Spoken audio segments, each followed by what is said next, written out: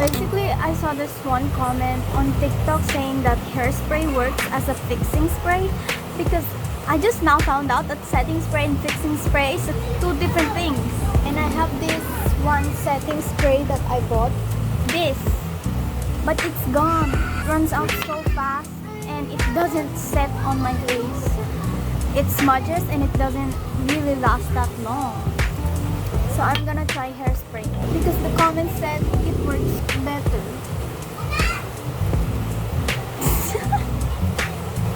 I think I'm gonna die after this. Fuck!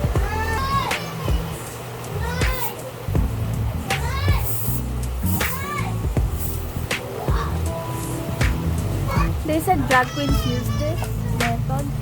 I think my hair is stuck.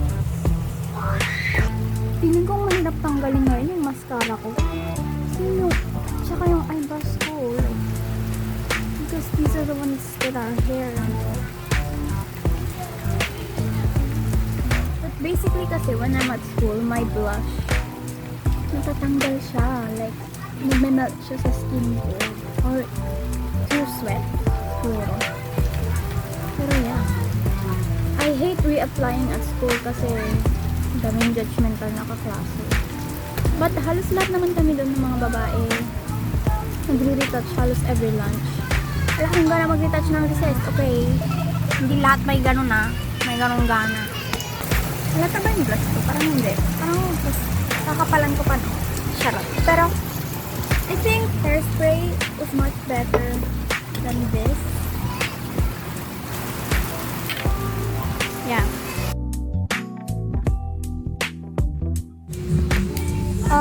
So it's been like 5 hours since I used hairspray to fix my makeup and natulog pa ako na nagbali-baliktad ako dyan, nakapatong yung ganyan ko.